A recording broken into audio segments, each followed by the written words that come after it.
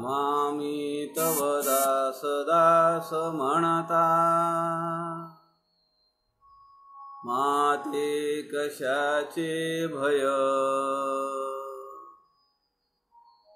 रामा जाईन ज्या स्थळी सुख घना, होईल तेथे जय. रामाया भुवनात्रयी तुझ बिना, नाही तुझा तारक. रामा तू सकलार्थ पूर्ण करीशी, तू तात मी बालक.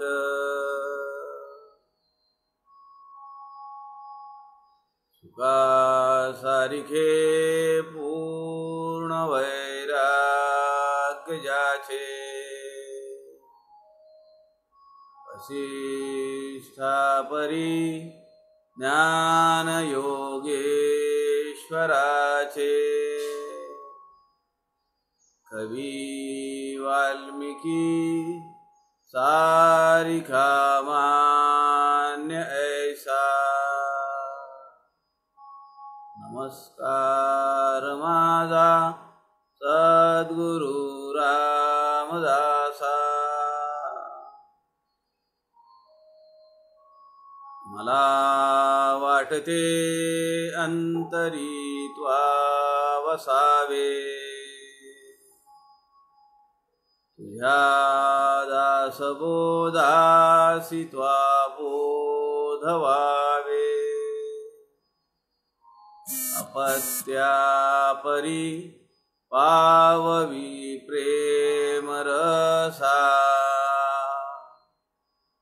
महाराजया सद्गुरु रामदासा. जय जय रघुवीर समर्थ, सब संतन की जय. सज्जन हो नमस्कार.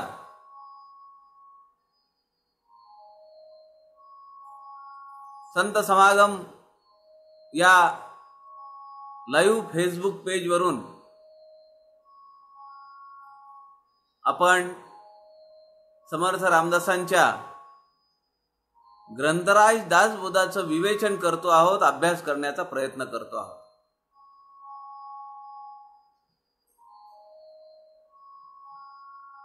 आणि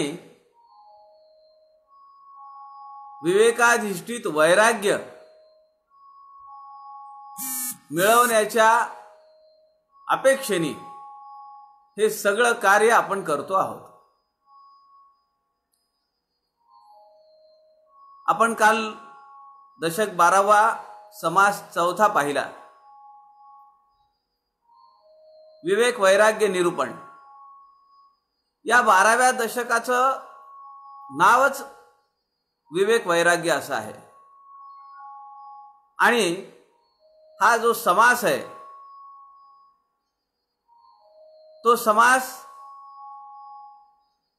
विवेक आणि वैराग्य या दोन चाकांवर मानवी जीवनाचा हा रथ आपण जगन्नाथापर्यंत घेऊन जाण्याचा प्रयत्न ग्रंथराज दासबोधाच्या विवेचनाच्या माध्यमातून करीत आहोत. काल आपण पाहिलं, माऊली सुद्धा म्हणतीये, जे विवेकाची भाषा नेणती, वैराग्याची शिव न देखती, ते कैसे न मज पावती मज ईश्वराते.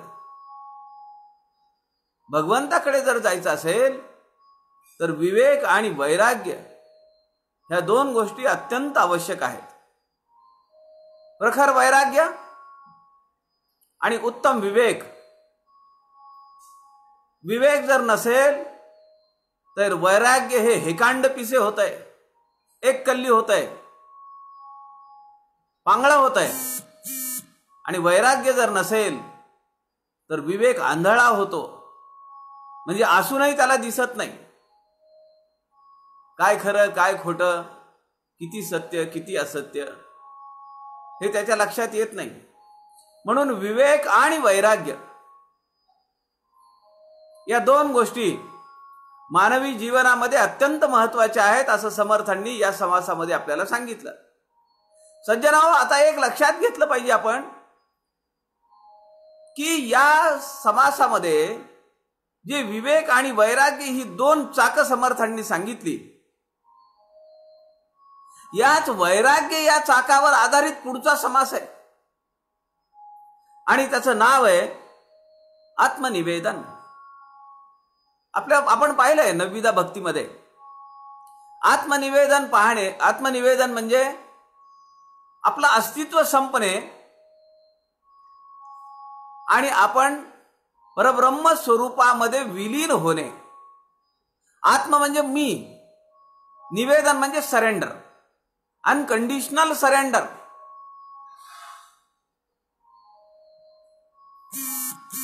कुठली अपेक्षा नाही, कुठला संकल्प नाही, पण मी माझा आत्मविलोप करणं. आणि कशात? परब्रह्म स्वरूपामध्ये. याला आत्मनिवेदन असं म्हणलेलं आहे. 9वीदा भक्तीचा आपण 4थ्या दशकामध्ये त्या 9 भक्ती पाहिल्या. श्रवणापासून सुरू होणारी भक्ती आत्मनिवेदनाचा हा परमोच्च आविष्कार आहे.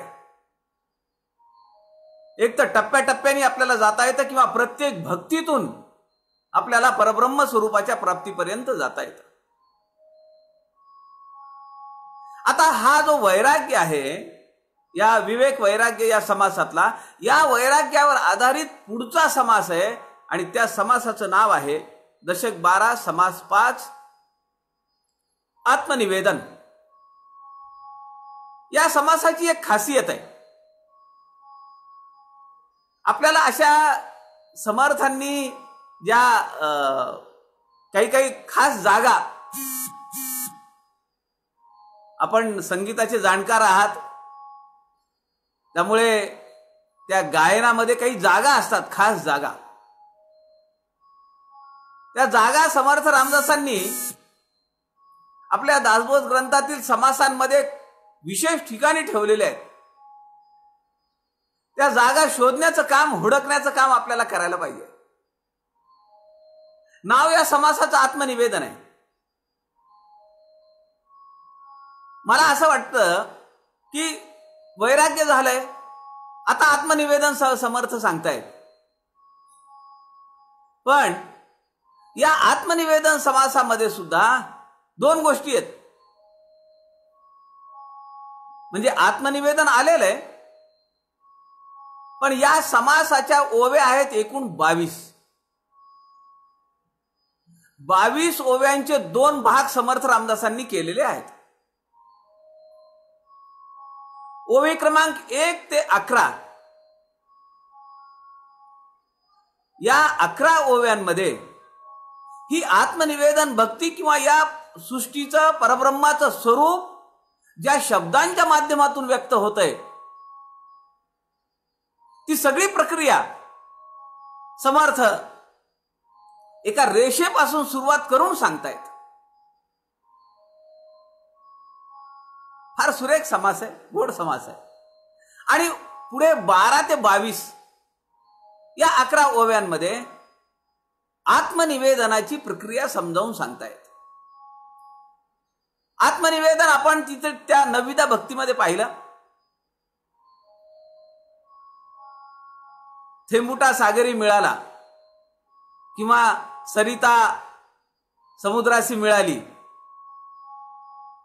मिठाची बाहुली समुद्राची खोली मोजण्यासाठी मध्ये उतरली. ही सगळी लक्षणं कशाची आहेत, ही सगळी उदाहरणं कशाची आहेत, सगळे संदर्भ कशाचे आहेत? आत्मनिवेदन भक्तीचे आहेत. गंगा सागरामध्ये मिळाल्यानंतर तिचं स्वतःचं अस्तित्व कुठेच दिसत नाही. हा जिथं मिळतीये तिथं ओघ दिसतो. समुद्रातून, आकाशातून पडणारा थेंब समुद्रामध्ये पडल्यानंतर तिथं तो बुडबुडा तयार करतो.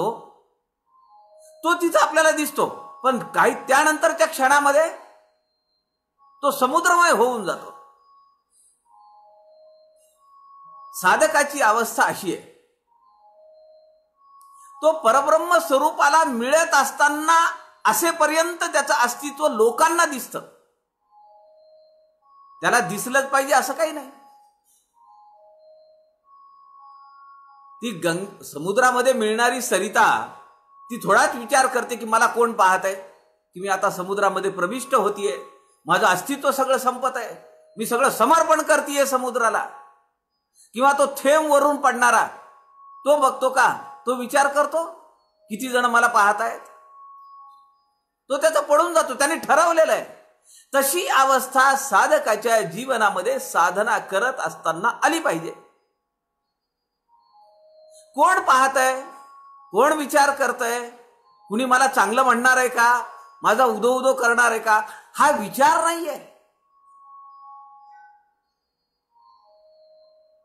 या समासाचे दोन भाग आपल्या नजरेसमोर येतात. पहिला आहे, ही जी प्रक्रिया सगळी आहे ती समजावून सांगायची शब्दांच्या माध्यमातून. मग शब्द कसा तयार होतो, इथून सुरुवात आहे. समर्थ फार काय म्हणजे शब्दातीत आहे हे सगळं, पण शब्दामधूनच सांगावं लागतंय, म्हणजे मोठी मजा आहे.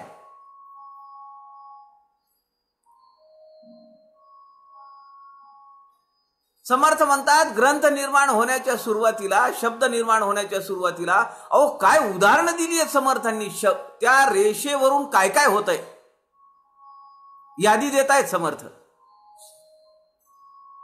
समर्थ सांगतात की कुठलाही अध्याय घ्या, सर्ग घ्या, स्तबक घ्या, श्लोक घ्या, ओवी घ्या, चरण घ्या, हे सगळं तयार व्हायच्या अगोदर तिथं एक रेषा येते.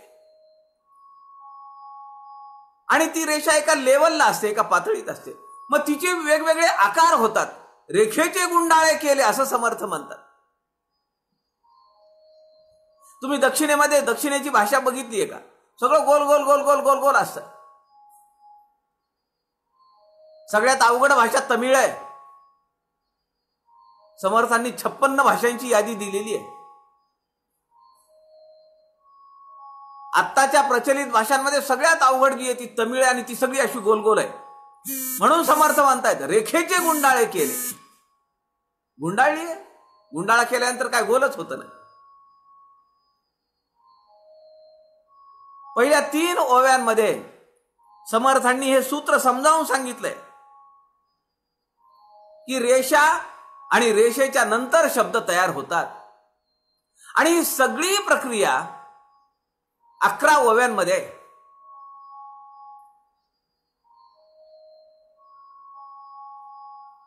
समर्थ सांगतायत, रेखेचे गुंडाळे केले, मातृकाक्षरी शब्द झाले, शब्द मिळवून चाले, श्लोक गद्य प्रबंध श्रीराम. आता मग पुढे समर्थ काय सांगतायत या ओवीमध्ये? रेखेचे गुंडाळे केले, रेषेला पाहिजे तसं गोल गोल फिरवलं, वाकडं केलं, तिकडं केलं, खाली वर घेतलं, मध्ये सरळ केलं, मातृकाक्षरी शब्द झाले. त्या रेखेच्या आईच्या पोटातून, ती आई आहे मातृ,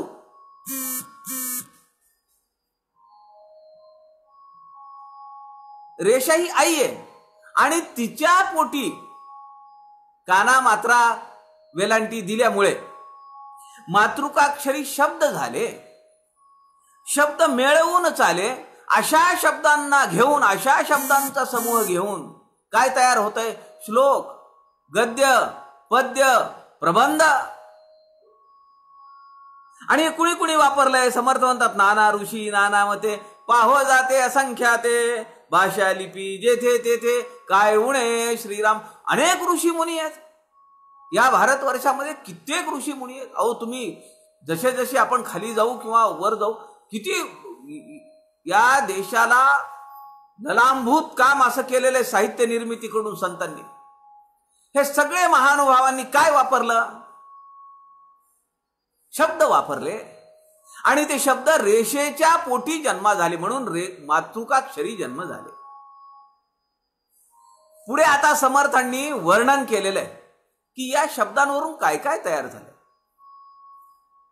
वर्ग, ऋचा, श्रुती, स्मृती, अधे, स्वर्ग, स्तबक, जाती, प्रसंग, माने, समास, पोथी, बहुधा नामे अशी खूप नाव आहेत म्हणतात. वर्ग काय तयार झाले शब्दांपासून? ऋग्वेदातील अध्यायांमध्ये जे काही भेद आहेत त्याला वर्ग म्हणतात. ऋचा आपल्याला माहिती आहे, ऋग्वेदातल्या मंत्रांना किंवा मंत्रांच्या काही भागांना ऋचा म्हणतात. स्मृती, उपनिषदातल्या मंत्रांना स्मृती म्हणतात. आपण म्हणतो ना श्रुती, श्रुती माऊलींनी आम्हाला सांगितलंय. आपण उपनिषदांचा अभ्यास करत असताना या वाक्याचा अनेक वेळा उच्चार ऐकलेला आहे, श्रुती माऊली. श्रुती माऊलींनी केलेली वेदस्तुती पूजनीय घोडतकर गुरुजींच्या मुखातून आपण ऐकली.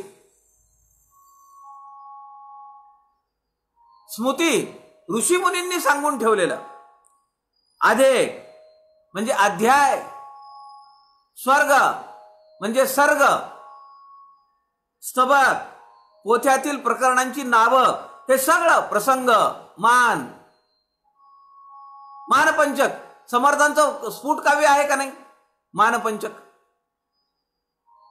त्यानंतर समास, आता हे दासबोधातल्या समासाचंच आपण वाचन करतो आहोत, तो शब्द सुद्धा समर्थांनी इथे घेतलेला आहे. समास, पोथी, अशा अनेक समासांपासून, अनेक अध्यायांपासून, अनेक सर्गांपासून पोथी तयार होते.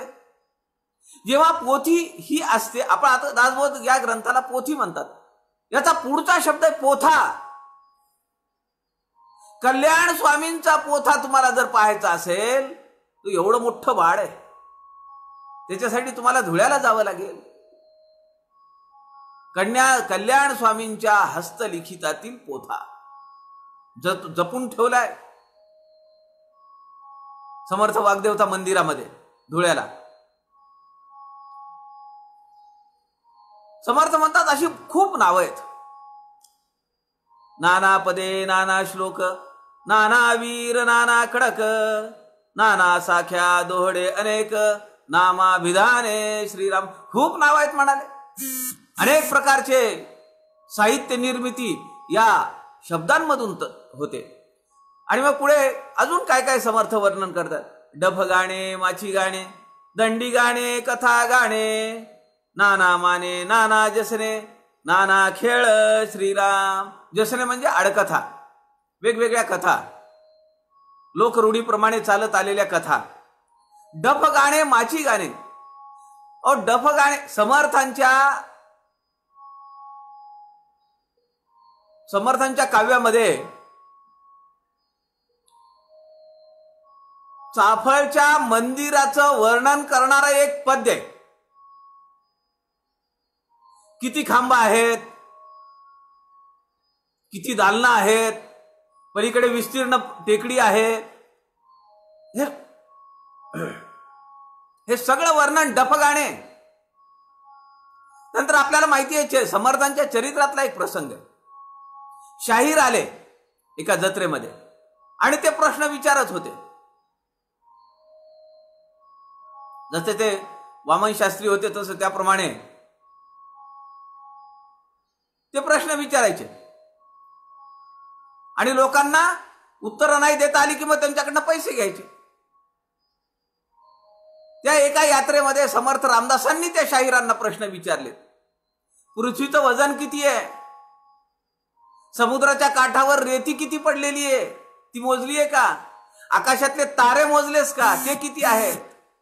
त्याला उत्तर देता आलं नाही आणि समर्थ उत्तर देतात अगणित. हे डफगाण आहे. आपल्या या व्यासपीठावरच्या कोल्हापूरच्या सौ वृषाली कुलकर्णी त्या डफगाण्यावर लिहिणार आहेत. आता रामदासी साहित्य अभ्यास परिषद आदरणीय वसुजी भारद्वाज पूज्ञ कुलकर्णी काका यांच्या अधिष्ठानावर एक मोठा ग्रुप आहे तो. त्या व्यासपीठावर जसा मध्यंतरी सौ संध्या कोल्हटकर पुण्याच्या त्यांनी गीता आणि दासबोध यातला अनुबंध आविष्कार शब्दांमध्ये व्यक्त करून दाखवला, प्रकट केला, तसा उशाली कुलकर्णी यापुढे त्या व्यासपीठावर डफगाण्यावर लिहिणार आहेत. बघा समर्थांच्या शिष्यांना या लॉकडाऊन परिस्थितीमध्ये काय काय सुरण चढतंय, काय काय करावं वाटतंय. समर्थांच्या शब्दामध्ये लेखन क्रिया करण्यासाठी उद्युक्त होत आहे समर्थ भक्त, आणि त्याच्यासाठी शब्द पाहिजे. समर्थ पुढे म्हणतात, उन्मेष परा ध्वनी पश्यंती, नाद मध्यमा शब्द चौथी, वैखरी पासून उमटती नाना शब्द रत्ने श्रीराम. शब्दांना रत्न असं म्हणलंय समर्थांनी.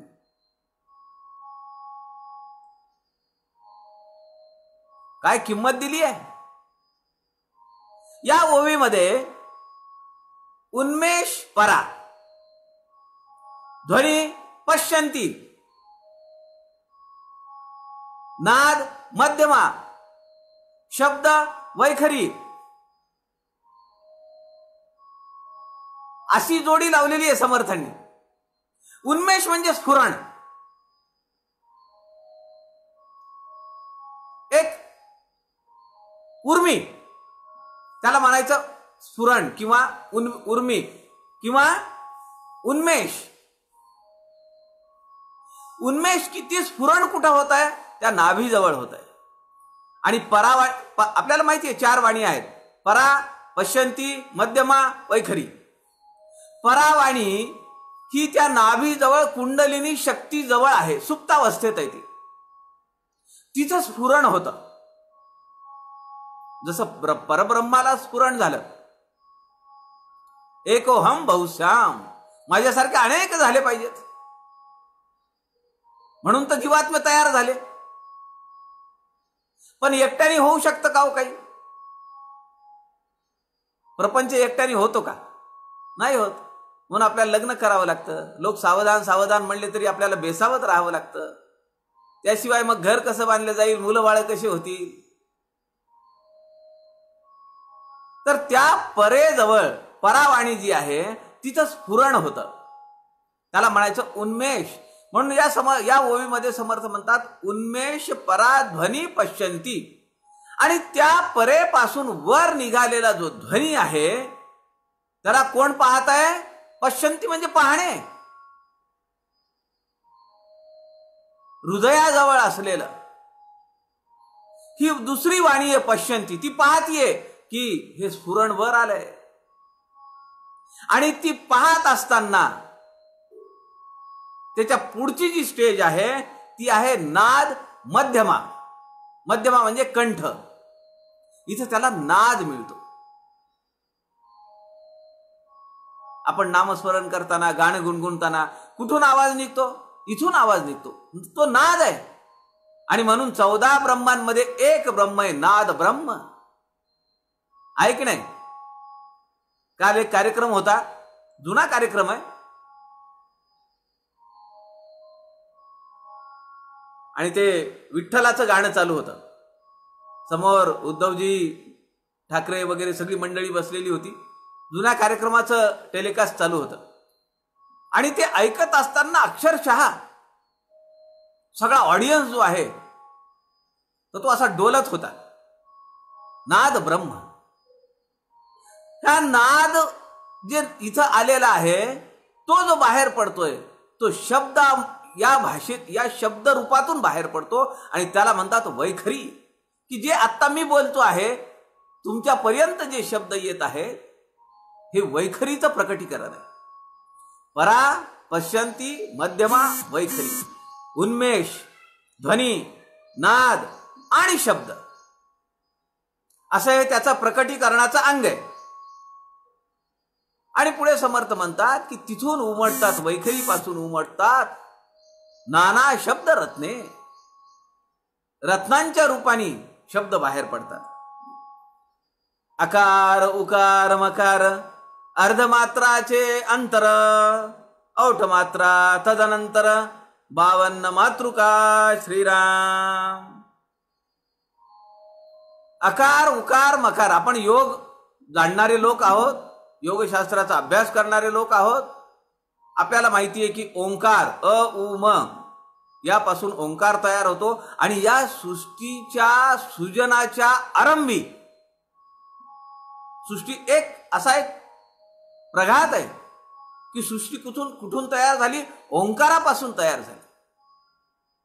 आणि म्हणून ओंकार मूळ स्वरूपा असं गणेशाचं वर्णन आहे. सुरेशजी वाडकर गायला लागले की आपण डोलतो का नाही? तल्लीन होऊन जातो. असं अकार उकार मकार अर्धमात्राचे अंतर, वर दिलेला अर्धमात्रा त्यावर बिंदू, औठ मात्रा तदनंतर, आणि त्यानंतर आपण दिलेली ती मात्रा वर ओंकार. अशा 52 मातृका आहेत पुढे. अ ब कड ही बाराखडी बघा तुम्ही सगळी. क ख ग च छ ज य र ल व श. पुढे एक समास येणार आहे. या बाराखडीवर एक एक ओवी आहे समर्थांची.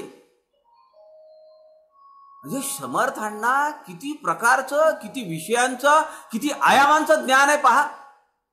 अहो एवढा सूक्ष्म विचार शब्दाचा समर्थ आपल्याला समजावून सांगताय. आणि समासाचं नाव काय आहे? आत्मनिवेदन. आत्मनिवेदन प्रक्रिया समजावून सांगण्यासाठी ज्या शब्दांचा वापर केलाय त्याचं जन्मस्थान आणि त्याची जन्म प्रक्रिया ही समर्थ आपल्याला या समासामध्ये पहिल्या 11 ओव्यांमध्ये समजावून सांगतायत. तत्वांमध्ये मुख्य तत्व ते जाणावे शुद्ध सत्व, अर्धमात्रा महत्त्व, मूळ माया श्रीराम. इथून या ओवीपासून समर्थांनी या समासाचा आयाम बदललाय, एक रंग बदललाय. इथपर्यंत समर्थांनी शब्दाची उत्पत्ती सांगितली.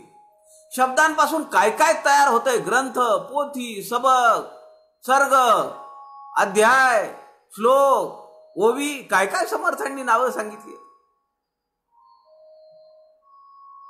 आणि पुढे जे वर्णन आहे ते आत्मनिवेदनाचं वर्णन.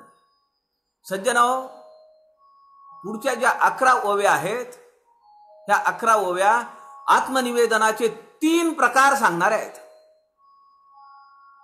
काय आत्मनिवेदनाचे 3 प्रकार आहेत? जड आत्मनिवेदन, चंचल आत्मनिवेदन आणि निश्चळ आत्मनिवेदन. तसं समजायला अवघड आहे. मुळात आत्मनिवेदनच अवघड आहे. आमच्यातला आत्मतत्व जे आहे ते कधीच मावळत नाही. ते कधी विलयाला जाण्याची शक्यताच नाहीये. आमचा मी कधी फुतकारेल फणा काढून त्याचा नेम नाहीये. सापाला किती दूध पाजा म्हणतात का नाही, तो डसायचं थांबतो का? तसं आहे हा जो अहंकार आहे ना मीपणाचा, तो कधी फणा धरून दंश करील त्याचा नेम नाही. म्हणून समर्थ या ठिकाणी आत्मनिवेदनाची प्रक्रिया 3 माध्यमातून सांगतात. जड आत्मनिवेदन, चंचल आत्मनिवेदन, निश्चळ आत्मनिवेदन. आपण त्याचा विचार करूया. तसा विषय गहन आहे, पण त्यातल्या त्यात मी काही त्यातला अधिकारी माणूस नाहीये.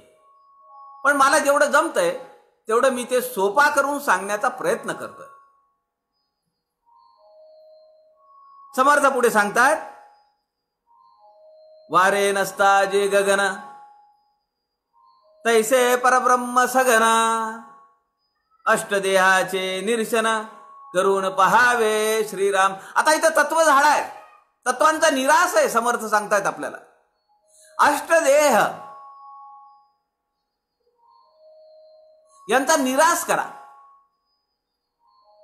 नाना तत्वे लहान थोरे, एकूण 82 तत्व या शरीरामध्ये आहेत. पुढे 17व्या 18व्या दशकामध्ये तो विचार येईल. नाना तत्वे लहान थोरे मिळून अष्टही शरीरे, पंचमहाभूतांचं शरीर आणि त्रिगुण अशी अष्टधा प्रकृती. अष्टधा प्रकृतीचे वारे निघून जाते. कुठून निघून जाते हे वारं? परब्रह्म. वारे नसता जे गगन, आपण काय म्हणतो की निरभ्र आकाशामध्ये वायूची झुळूक आली म्हणजे मूळ माया आली.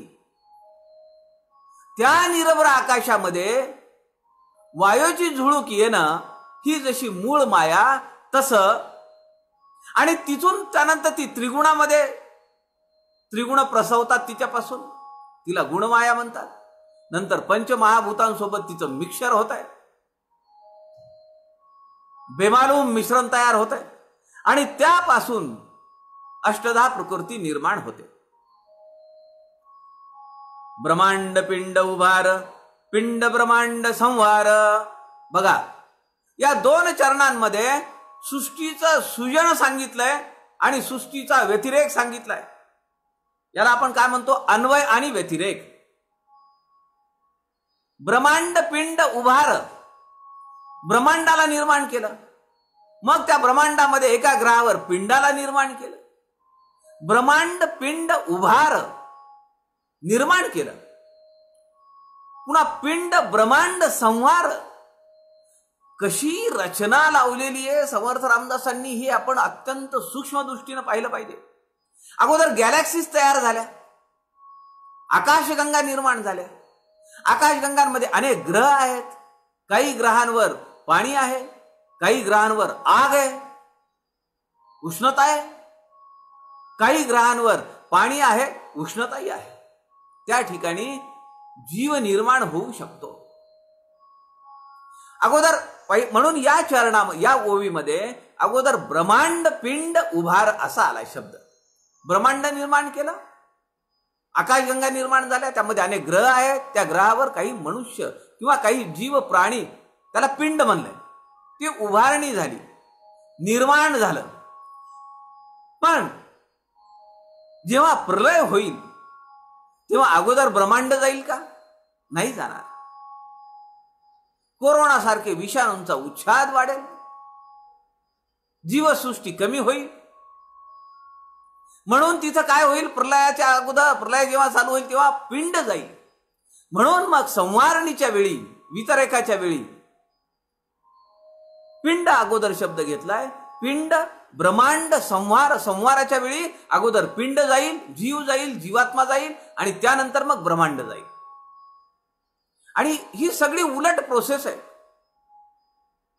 आणि ती सगळी कुठं जाऊन मिळेल? परब्रह्म स्वरूपामध्ये. सगळं विलय, काही राहणार नाही, पुन्हा निरभ्र आकाश. पुढे समर्थ या ओवीमध्ये म्हणतात, दोही वेगळे सारासार, या दोघांच्याही पलीकडे काय आहे? विमळ ब्रह्म, ते परब्रह्म स्वरूप. पुढे समर्थ म्हणतात, पदार्थ मने काया वाचा, मी हा अवघाची देवाचा, जड आत्मनिवेदनाचा विचार ऐसा श्रीराम. आता इथून आत्मनिवेदनाच्या 3 टप्पे, 3 प्रक्रिया समर्थ आम्हाला समजावून सांगतायत. जड आत्मनिवेदन पहिल्यांदा शब्द इथं आलाय. काय म्हणतायत संत रामदास? पदार्थ मने काया वाचा. कायेनी, वाचेनी, मनानी ज्याला पदार्थ समजतो, वस्तू समजते, ती वस्तू, वस्तू म्हणजे त्याला आकार आहे, वजन आहे, त्याला जड आहे ती. समर्थ पुढच्या चरणामध्ये म्हणतात, मी हा अवघाची देवाचा. या सगळ्या ज्या वस्तू आहेत, जड जे दृश्य दिसतंय आणि जे काही माझ्या जवळ आहे, दाग दागिने, रोकड, कॅश, सोनं नाणं, घर, शेती, रिकामा प्लॉट, बंगले, अपार्टमेंट, जे जे काही आहे ते हे सगळं जड आहे. जड आत्मनिवेदनाचा विचारायचा, हे सगळं माझं नाहीये. बघा, आत्मनिवेदनाचा निश्चळ आत्मनिवेदन जे आहे शेवटचं, तिथपर्यंत आपल्याला टप्प्याटप्प्याने जायचंय. एकदमच कुणाला जर म्हणलं ते सोडून संसारण चल माझ्यासोबत हिमालयामध्ये, येईल का हो कोणी? मग त्याला गोडी लावावी लागते.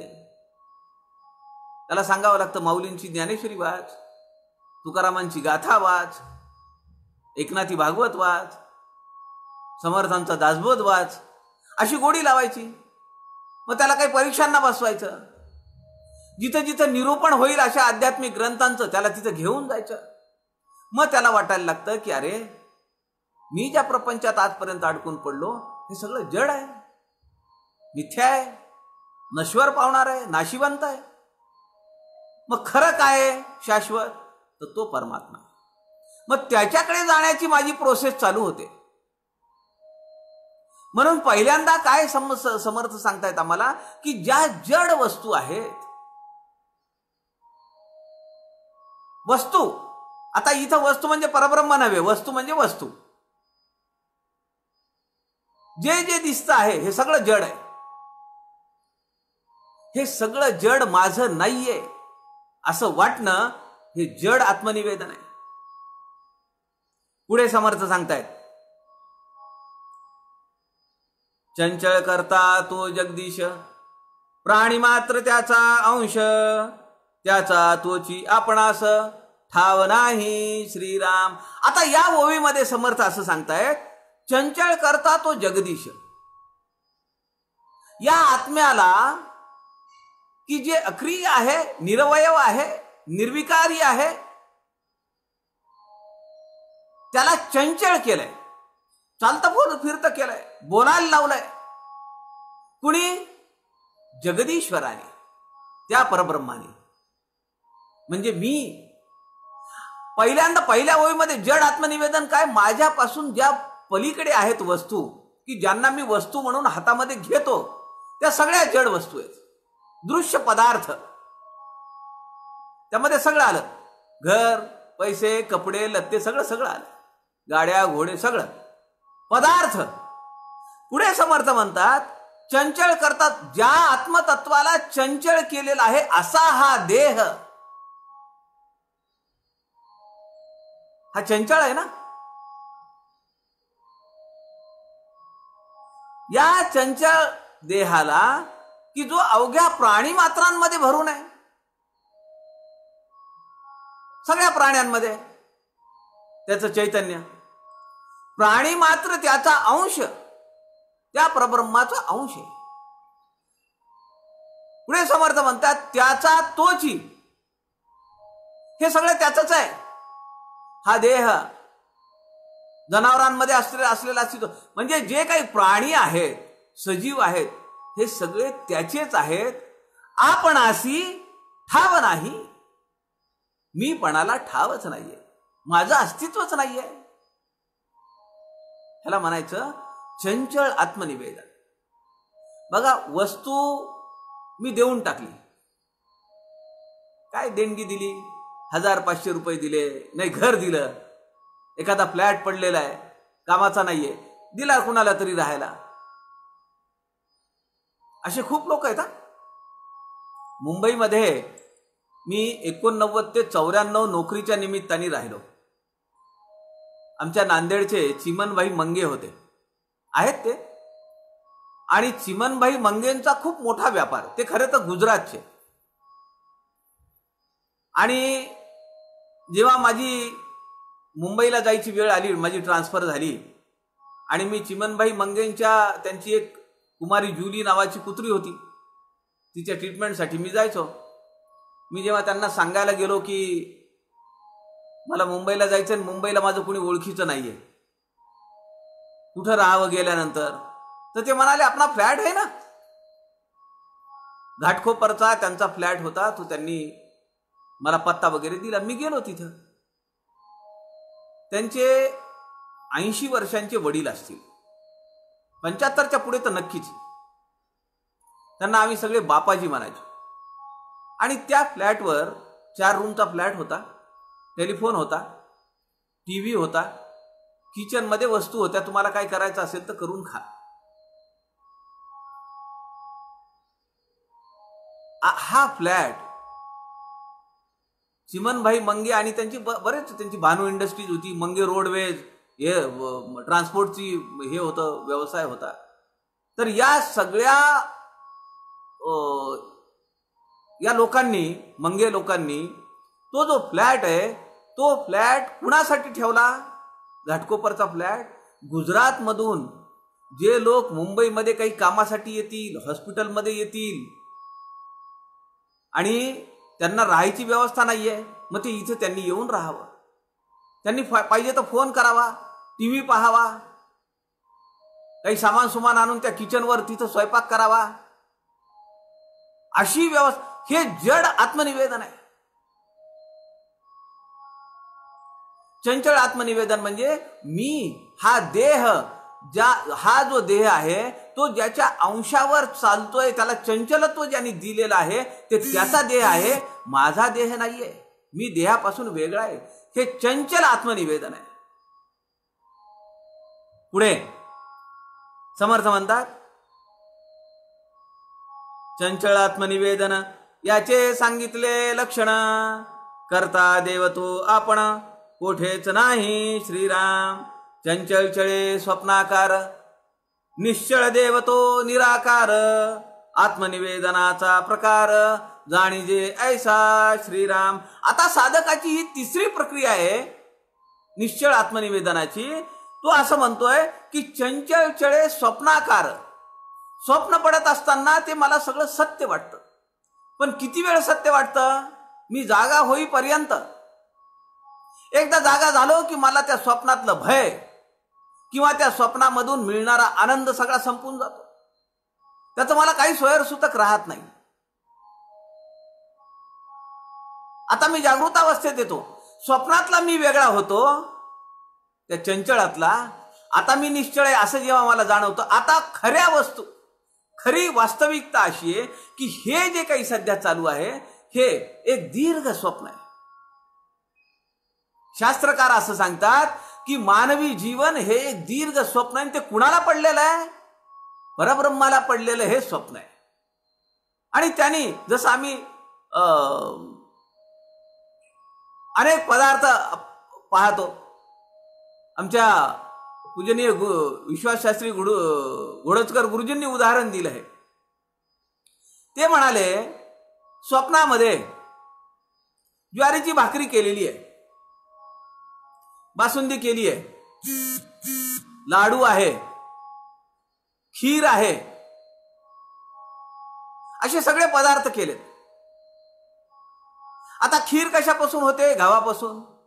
भाकरी कशापासून होते? ज्वारीपासून. बासुंदी कशापासून होते? दुधापासून. बुंदीचा लाडू कशापासून होतो? डाळीच्या पिठापासून.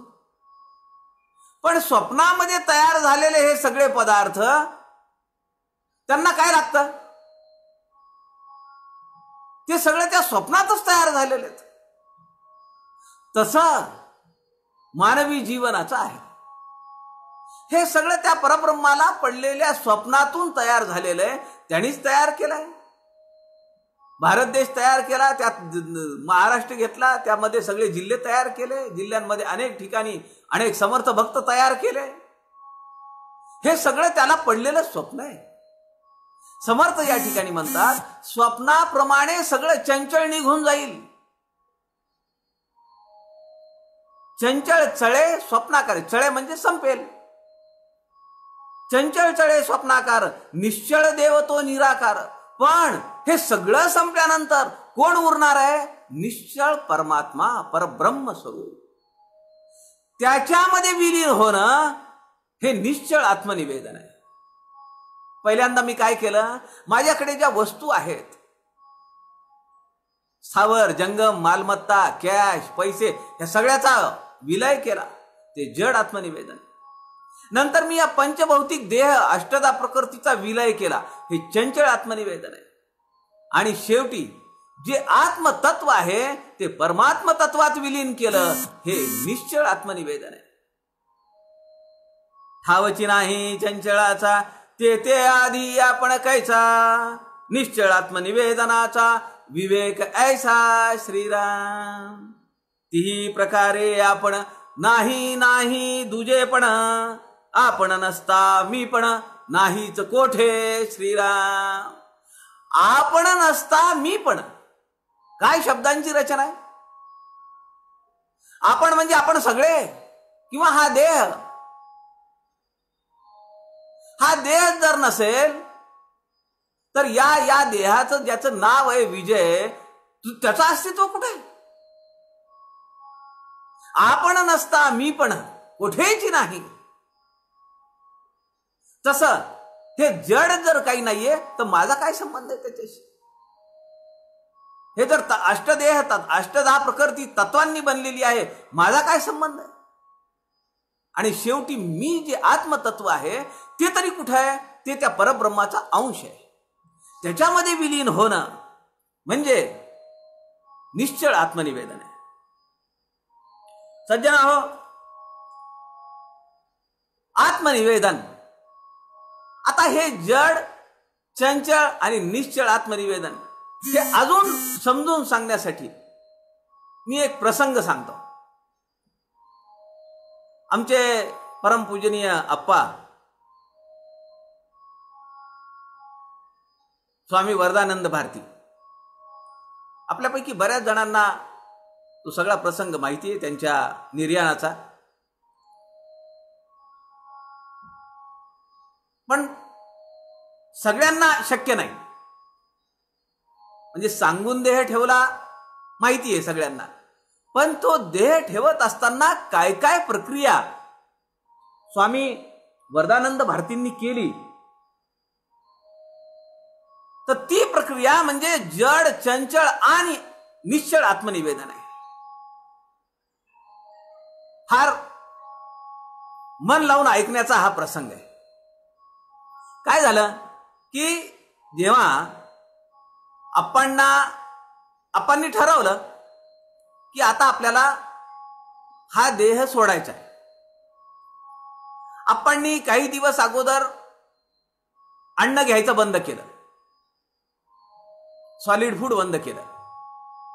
नंतर काही दिवस फक्त दुधावर राहिले आणि शेवटी जायच्या अगोदर 2-3 दिवस त्यांनी दूध बंद केलं आणि आपल्या शरीराला इनिमा करून घेतला. बघा काय म्हणजे मनाची काय तयारी आहे. हा पंचभौतिक देह ईश्वराला अर्पण करायचा आहे तर तो किती स्वच्छ असला पाहिजे. म्हणून आपला इनिमा करून घेतला आणि त्यानंतर फक्त गंगेचं पाणी घेतलं. स्वामी वरदानंद भारतींनी 2 दिवस अगोदर 2 पिशव्या तयार केल्या. आपण काय करू असं जर ठरलं तर आपण असं करू, इथला प्लॉट या मुलाच्या नावाने, ती तिकडची जमीन त्या मुलाच्या नावाने, राहतं घर अजून कुणाच्या नावाने, बँकेतली अकाउंट अजून कुणाच्या नावाने. आपणचं काय आहे, आपणने 2 पिशव्या घेतल्या. 2 पिशव्यांमध्ये एकीकडे आपला हातमोजे, एकीकडे कानाची टोपी, एकीकडे वापरलेली कफनी, एकीकडे वापरलेला पेन, एकीकडे हातातलं घड्याळ, एकीकडे 2 रुमाल, असं सगळं ठेवलं 2 पिशव्यांमध्ये. आणि त्याला चिठ्ठी लावली 2 पिशव्यांना, पंढरपूरच्या मठात पाठवावे, गोरठ्याच्या मठात पाठवावे. 2 चिठ्ठ्या लिहून तयार. सज्जन हो, हे जड आत्मनिवेदन आहे. समजून घ्या प्रक्रिया.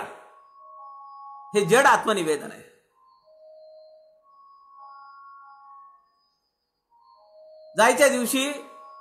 जायच्या आदल्या दिवशी एक पत्र लिहिलं. आपले गुरुबंधू ओमानंद महाराजांना त्यांनी ते पत्र वर मठामध्ये दिलं आणि सांगितलं, इसको परसो खोलिये. पाकिट बंद होता. आप्पा दुसऱ्या दिवशी सकाळी त्या ठिकाणी नांदेडच्या आपल्या पुण्याच्या थोर विदुषी, विद्वान, संपन्न अशा आदरणीय कल्याणीताई नामजोशी होत्या. कल्याणीताई अनुग्रहित आहेत त्यांच्या. काल ज्यांचं आपण ABVP कोकण पेजवरून बऱ्याच जणांनी ऐकलंय ते आदरणीय सच्चिदानंदजी शेवडे, संतांनी दाखवलेला मार्ग, ते जे निरूपण ऐकलं ते सच्चिदानंद शेवडे, त्यानंतर पंढरपूरचे परम आदरणीय भागवताचार्य वाना उत्पात, ही सगळी मंडळी वरदानंद भारतींची अनुग्रहित आहेत. त्यांना त्यांचा फार मोठा सहवास लाभलेला आहे. असे वरदानंद भारती जाण्याच्या दिवशी स्नानाला जातात गंगेवर आणि जाताना ते कल्याणीताई जोशींना म्हणाले की मी आता स्नान करून येतो आहे, मी छाटी लावून येणार आहे, लंगोटीवर येणार आहे, माझी रूम साफ करून ठेवायची, माझ्या रस्त्यामध्ये पुन्हा यायचं नाही. मी रूम मध्ये जाईन. त्यांची साधनेची रूम आहे उत्तर काशीला. आपण सगळ्यांनी जाऊन ती जागा पाहिली पाहिजे. जड आत्मनिवेदन आपण पाहिलं. ज्या वस्तू होत्या, पदार्थ काया वाचा मने, समर्थ सांगतायत ना, पदार्थ काया वाचा मने मी हा अवघाची देवा, पदार्थ मने काया वाचा मी हा अवघाची देवाचा. हे सगळ्या वस्तू त्यांनी 2 पिशव्यांमध्ये ठेवल्या. हे जड आत्मनिवेदन आहे. दुसऱ्या दिवशी सकाळी आप्पा भागीरथीवर स्नानासाठी गेले आणि जाताना सांगून गेले की मी माझ्या त्या ध्यानाच्या रूम मध्ये बसेन, साधनेच्या रूम मध्ये, खोलीमध्ये मी दार लावून घेईन, मी स्वतः 12 वाजेपर्यंत बाहेर येईन. समजा जर मी नाही आलो तर 12च्या नंतर तुम्ही दार उघडून मध्ये यायचंय. मी दार ढकललेले आहेत. आप्पांची शिस्त फार कडक होती सज्जन हो. आपल्या बऱ्याच जणांना त्याचा अनुभव आहे. आप्पा स्नानाहून आले. ज्या सगुण रूपात भगवंतानी नारायणांनी दर्शन दिलेलं आहे, ती समोर एक मोठी 8x8ची प्रतिमा असेल. समोर बसले मांडी घालून पद्मासनात. डाव्या हाताला कमंडलू आहे, उजव्या हाताला कागद पेन आहे. आप्पा लिहित आहेत, आम्ही जातो आमच्या गावा, आमचा राम राम घ्यावा. देह झाला व्याधी क्षीण, गळून पडे पिकले पान, याचा न करावा खेद. मद ग्रंथांचा अभ्यास हीच गुरुपूजा. समर्थ म्हणाले का नाही? दासबोध आत्माराम, दासबोधातला आत्माराम पहा,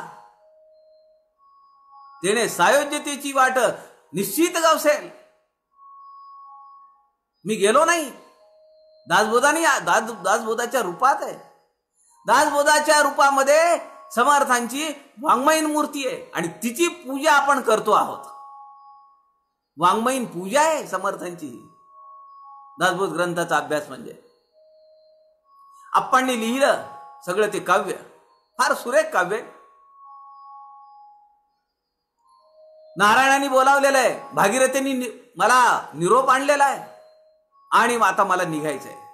हा पंचप्राण देह, पंच घटकांपासून, पंचभूतांपासून, त्रिगुणांपासून जो तयार झालेला देह आहे म्हणजे मी नव्हे. आणि हा देह जो सोडला आप्पांनी, ते चंचल आत्मनिवेदन आहे. कमंडलूवर डावा हात आहे, उजवा हात त्या नारायणाच्या पायाजवळ आहे आणि मान अशी झुकलेली आहे. हे चंचल आत्मनिवेदन आहे. जे चंचल देह मला मिळालेला आहे, ज्या आत्मतत्वाच्या अधिष्ठानावर, त्याला मी सोडून दिलेलं आहे. 12:30-1च्या दरम्यान मग ते कल्याणीताई वर गेल्या. ओमानंद महाराजांना विचारलं. ते म्हणाले, शायद स्वामी महासमाधी पर गए है. ते आले सगळे खाली, बघितलं, डॉक्टरांना बोलावलं. डॉक्टर म्हणाले श्वास बंद आहे पण हृदयाचे ठोके संथ चालू आहेत. त्यामुळे डिक्लेअर नाही करता येणार आता. बघा काय अवस्था आहे, काय हुकूमत आहे देहावर सुद्धा. समर्थ म्हणतात, मला माझं काही समजत नाही, परावेचे ते काय जाणावे. मला माझ्या देहाचं काही समजत नाही, पण काय सत्ता असते संतांची या पंचभौतिक देहावर सुद्धा. थोड्या वेळानंतर हार्ट बंद झालं, हृदय रक्ताभिसरण बंद झालं. सज्जन हो, निश्चळ आत्मनिवेदन काय तो प्रकार मी तुम्हाला सांगतो. आता दुसऱ्या दिवशी आता संन्याशी आहेत, क्रियाकर्म काही नाहीये, तो देह भागीरथीला अर्पण करायचा.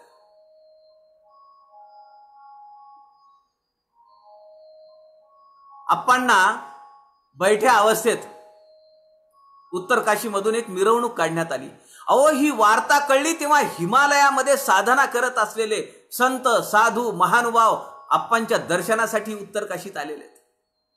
ऐसा महात्मा हमने देखा नहीं सुना नहीं. रस्त्याच्या दुतर्फा झुंबड लागलेली आहे लोकांची. काय आता ही पालखी निघाली आहे, आप्पांचा देह बैठ्या अवस्थेत आहे. काशी विश्वेश्वराच्या मंदिराच्या समोरून जाताना त्या पालखीतला आप्पांच्या देहाची मान खाली झुकली. लोकांना आश्चर्य वाटलं. 10-12 तास होऊन गेले, आता ही मान खाली कशी झुकली. एकाने विचारलं तर गुरुबंधू ओमानंद महाराज म्हणाले, अप्पा महादेव के सच्चे भक्त है, उनके सामने से जाते वक्त गर्दन नीचे करेंगे महादेव को नमस्कार के लिए. सज्जनों, हे निश्चळ आत्मनिवेदन आहे.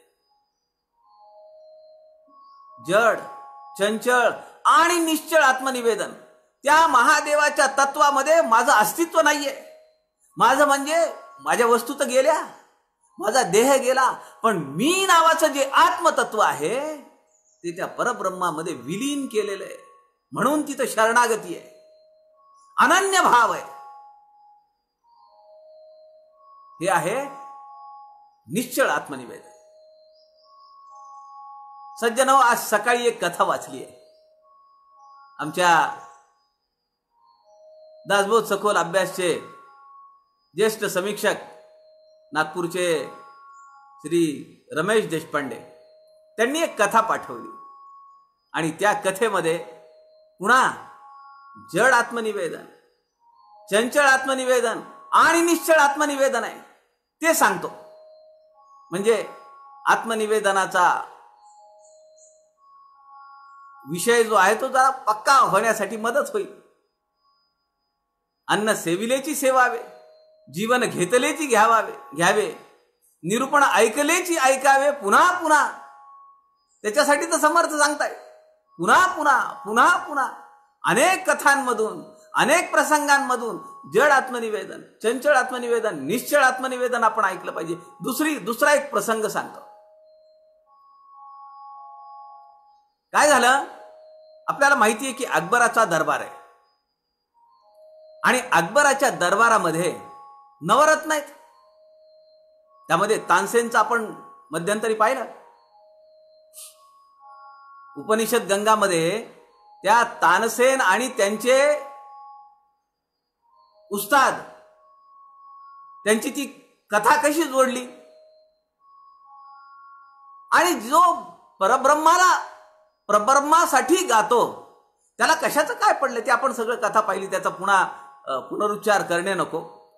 अकबराच्या दरबारामध्ये नवरत्न आहेत आणि त्या नवरत्नांमध्ये एक रहीम नावाचं रत्न आहे. हे जे रहीम आहेत हे फार मोठे कवी आहेत आणि दानशूर आहेत आणि भक्ती मार्गी आहेत. दानशूर आहेत आणि भक्तिमार्गी आहेत आणि काव्यामधून भगवंताची उपासना, आराधना, साधना करणारे साधक आहेत. आता हे जे रहीम आहेत, ह्या रहीमची जे मी तुम्हाला सांगितली लक्षणं, दानशूर आहे म्हणजे वस्तूंचं निवेदन, भक्तिमार्गी आहेत म्हणजे त्यांना माहिती आहे की अष्टधा प्रकृती आपली नाहीये, आणि कवी आहेत. असे रहीम त्यांना भेटण्यासाठी, फार मोठं नाव, त्यांना भेटण्यासाठी प्रसिद्ध कवी गंग त्यांचं नाव आहे, ते कवी गंग त्यांना भेटण्यासाठी आले. दोघांमध्ये छान गप्पा झाल्या, मस्त मैफल झाली, 2-4 दिवस राहणं झालं. आणि जेव्हा गंग कवी निघाले परतीच्या प्रवासाला, आता ते काही राजदरबारी नाही आहेत कुणाच्या, त्यामुळे अवस्था कशी आहे, विपन्न अवस्था आहे, आर्थिक परिस्थिती बिकट आहे. म्हणून त्यांना दान देताना किंवा भेट देताना रहीम नवाबांची नजर ती खाली झुकली आहे. ते दान देत आहेत गंग कवींना आणि त्यांची नजर खाली झुकली आहे. नजर खाली झुकलेली पाहून ते गंग कवी म्हणतात, त्यांना आश्चर्य वाटलं, अरे दान देतोयस तू मला, एवढी माझी तू मला वस्त्र प्रावण देतोयस, द्रव्य देतोयस, तर तुझी मान उंच असायला पाहिजे. त्या कवींमधला संवाद काय सांगतो ते ऐका. गंग कवी म्हणतायत, सीखे कहा नवाबजू ऐसी देनी देन. अरे कुठून शिकलास तू नवाब, नवाब आहेत ना ते. सीखे कहा नवाबजू, आदरार्थी येते. ऐसी देनी देन, अशी देणगी देताना, असं दान देताना कुठून शिकलास तू, काय. जो जो कर ऊंचा उठे, जसं जसं तू मला दान देतोयस, कर ऊंचा उठे, अजून घे, अजून घे. जो जो कर ऊंचा उठे, त्यो त्यो नीचे नैन. जसं जसं तू मला दान देतोयस, तशी तशी तुझी नजर ही खाली खाली जाते. अरे कुठून शिकलास हे उलट कसं काय होत आहे. पण भक्तिमार्गी असलेले नवाब रहीम काय उत्तर देत आहेत, ते म्हणतायत, फार सुरेख उत्तर आहे. आणि या उत्तरामध्ये जड, चंचल आणि निश्चळ आत्मनिवेदन आहे. नवाब रहीम म्हणतायत, देनदार कोई और है, देनदार कोई और है, देत राहत दिन रैन. तो रात्रंदिवस देतोय, देत राहत दिन रैन. लोग भ्रम मोपे भरे, लोग भ्रम मोह पे धरे. लोकांना भ्रम आहे की मी देतोय. लोक भ्रम, या भ्रमात आहेत. मोह म्हणजे माझ्यावर, मोपे म्हणजे माझ्यावर, की मी देतोय, जसं गंग कवीला वाटतंय तसं. लोग भ्रम मोपे धरे, ताते नीचे नैन. आणि म्हणून माझी नजर खाली आहे. मला हे वास्तव माहिती आहे. सज्जन हो, यातलं जड आत्मनिवेदन काय आहे, तो ते सगळं दान देतोय गंग कवीला. वस्त्र दिली, शाल दिली, द्रव्य दिला, हे जड आत्मनिवेदन आहे. पण जेव्हा गंग कवी म्हणतोय की अरे तू मला हे सगळं दान देतोयस, पण तुझी नजर खाली काय, तेव्हा नवाब रहीम त्याला सांगतात की अरे देणारा तो तिकडे बसलाय ना, मी नाहीये. मेरा कुछ न लागत है, सब कुछ तेरा, तू ही मैं नहीं. उपनिषदातलं वाक्य आहे. तुझको तेरा अर्पण. देणारा कोणी दुसरा आहे, तो देतो आहे हे मला माहिती आहे. हे चंचल आत्मनिवेदन आहे की हे त्यांनी मला दिलेलं आहे आणि हे देण्यासाठी म्हणून या देहाचा उपयोग मला करायचा आहे. हे सुद्धा माझं नाहीये आणि हे मला माहितीये म्हणून मी शरणागताचा भाव माझ्याकडे घेतलेला आहे. हे मला माहितीये, हे याची मला पक्की जाणीव आहे म्हणून माझे नयन खाली आहेत. मी शरणागत आहे त्याच्यासमोर. जसे आमचे स्वामी वरदानंद भारती काशी विश्वेश्वराच्या मंदिरातून पालखीत बसलेला तो देह, 10-12 तासापूर्वी निपचित पडलेला देह आपली मान काशी विश्वेश्वराच्या मंदिरासमोरून जाताना झुकवतो. लोक विचारतात तेव्हा गुरुबंधू सांगतात, वे सच्चे भक्त है, साधक हो, सज्जन हो, ही खरी आत्मनिवेदनाची स्थिती. हे दोन प्रसंग आहेत, या दोन गोष्टी आहेत.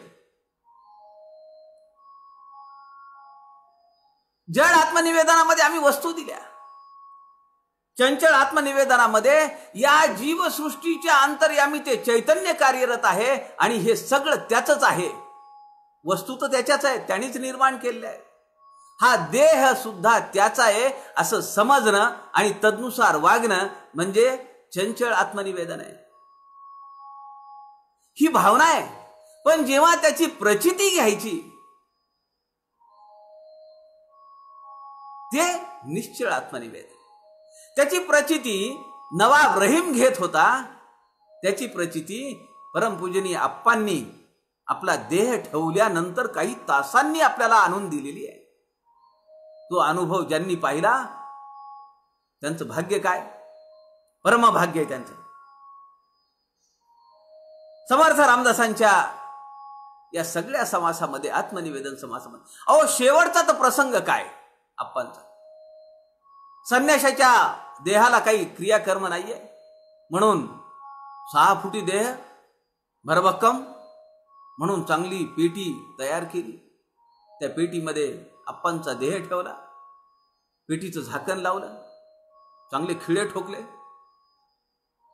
उत्तर काशीला अथांग पसरलेल्या त्या भागीरथीमध्ये मध्यभागी जाऊन ती पेटी जेव्हा भागीरथीला अर्पण केली तेव्हा त्या थोड्या अंतरावर पुढे गेल्यानंतर त्या पेटीचं झाकण आपोआप उघडलं आणि स्वामी वरदानंद भारतींचा देह भागीरथीने आपल्या कुशीत घेतला.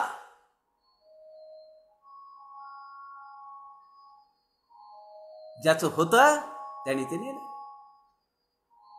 एवढी आत्मनिवेदनाची प्रक्रिया या मानवी देहात घडू शकते आणि ती आपल्या साधनेच्या पातळीवर घडू शकते. फार दिवस झाले नाही हो, 10, 12, 15 वर्षापूर्वीची गोष्ट ही सगळी. या जगात असे अनेक संत महात्मे आहेत की त्यांच्या जीवनातून आपल्याला आत्मनिवेदन दाखवलेलं आहे. असं आत्मनिवेदन समर्थांच्या चरित्रातही आहे.